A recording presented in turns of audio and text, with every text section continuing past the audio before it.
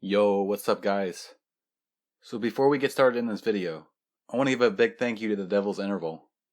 He's a good friend of mine, and I've been subscribed to him for quite a while now. He's very talented, so I would suggest you guys going over to his channel and checking out his stuff. This is kind of a shorter video, but I'm working on a few things that are quite a bit larger than this. So just be patient with my uploads, as I've had a lot of stuff go on recently. I want to thank whoever is still with me and stuck by me, because you guys mean more to me than you could ever imagine. I've come to realize that YouTube plays an important part in my life. No matter where I go or what I do, I know that you guys will always be here to support me. And that's something that you just can't get anywhere. So thank you guys. I'm a 22-year-old dude. My sister was adopted from Russia at a young age, and had very little schooling while she was there. She's about a year older than me, but since the lack of schooling, she has a slight learning disability, and I'm considered the more mature of us children. We have another, young sister too. She has a very, very innocent mind, and is a truly caring individual. A few years ago, she joined some online game thing. I can't remember which. It was a Words with Friends kind of game, and she met someone, and played against him frequently. He gave her his name, and she would message him frequently, and he would respond. Eventually, he asked for her number, and she gave it to him. She honestly didn't know any better, as she isn't quite able to distinguish problematic situations like this. This person began sending very lewd and inappropriate messages. He asked for pictures of her pussy. I feel gross typing this in reference to my sister. She didn't understand what this meant, and kept explaining that she didn't have a cat. He became even more aggressive in the text messages, and much more sexually explicit. He kept asking for pictures, and since she didn't know any better, she sent him pictures of her face. He became upset at those, and kept requesting more and more. She became worried at how often and frequently he was texting her. And that's when she told my mom. And that's when I overheard this whole thing. So, without my sister knowing, I took her phone and got his number. I studied his text to her and figured out the part of the country he lived in, down to the exact city. I added his numbers to my phone and began terrorizing this freak. About an hour into it, he was apologizing profusely. I made threats that endangered him, such as telling his parents about it, reporting him to his bosses. I totally lied. I had no idea where he worked. And hacking into his personal device and frying it from the inside. I have connections.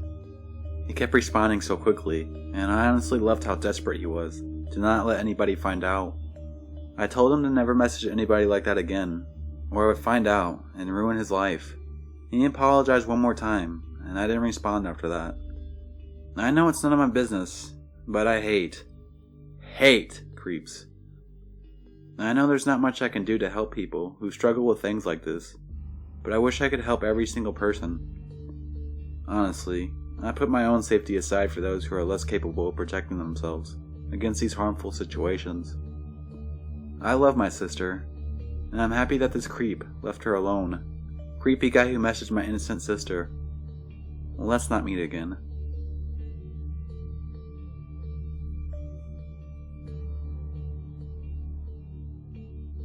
So the only paranormal experience I've ever had happened a few months ago, and to this day I'm still kind of weirded out by it. I'm a college kid, and a few of my buddies and I were at a bar on a Friday night.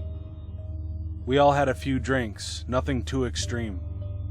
Out of my friends, I'd say I was the most sober. It was nearing about 1 a.m. when my friend and I texted one of our other friends who didn't go out, and we asked him if he could pick us up. He said yeah, and about 15 minutes later, he picked us up with his girlfriend. I'm good friends with both of them. We were all chit-chatting on our way back home, when my friend had mentioned that they had taken a Ouija board from his girlfriend's grandmother's house, and it was in the trunk of the car. In my head I was just saying, screw that. No way. and I said something along the lines of, "You should have just left the board in the attic." Fast forward 5 minutes and I'm home. I stayed up playing video games for a little bit, and the whole time I felt as if something or someone was watching me. I kept looking out of my room into the hallway, and I felt pretty uneasy. When I finished playing, I closed my door and went to sleep. I was woken up by a scratching noise on the floor of my bedroom. When I looked under my desk, the area from which I heard the noise, I saw a dark black figure, much darker than the rest of the room. It was the size of probably a medium-sized dog. I looked over at it for a second, and then it darted out of my room, moving my desk chair. I was mildly creeped out, but I went back to sleep. I should mention that this happened at about 3:45.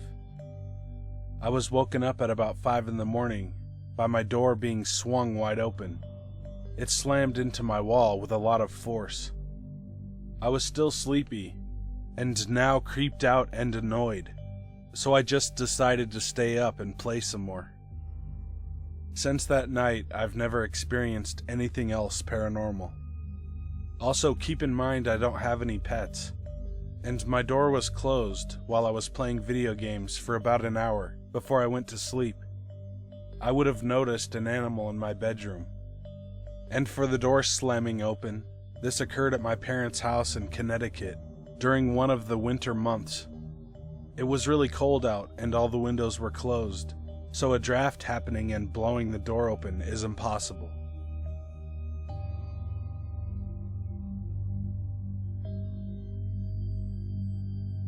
This happened a few months ago.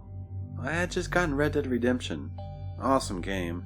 And while I was playing online, I met this awesome guy named Rick. He's in like his 50s and is a retired firefighter.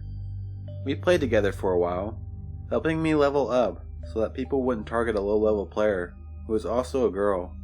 After a while, he introduces me to this guy named Black Wolf Angel, or something like that. Black seemed cool at first. We would hang out on RDR, shooting lots of bandits and doing some hideouts. After a while, we became somewhat good friends. He then started to lightly flirt with me every once in a while. I let it slide, being the kind person I am. I made it my goal to not get a so-called Xbox boyfriend, so I tended to avoid flirting on there. We would normally hang on in parties with Rick, but one time, he invited me to a party, and I'm like, oh, okay, he and Rick want to play. But I was dead wrong. He started to flirt super heavily with me. I acted like I had to go, so I left. For weeks, he would spam me with party invites and messages saying, "Hey sexy," and stuff like, "I'm so horny." It finally got to the point where I was so sick of him. So when he invited me this last time, I answered. He started with the usual flirting, and I just said, "Look, Black, I am not interested in any kind of relationship right now, so please lay off." He agreed, and laid off for a few days, but then he broke the silence by sending me a message saying, "I'm thinking of suicide because of you." I flipped my shit, and started to curse him out and telling him to never contact me again. I told Rick all about it, and he told me he had stopped talking to him a few days before for the same reason. So for a while, everything was cool. But then I started to get phone calls and text messages, saying the same shit he used to say. I answered one said call, and told him to fuck off, or I'll get the police. Thankfully, he stopped after that. So, Black from Xbox Live, let's never meet again, you creep.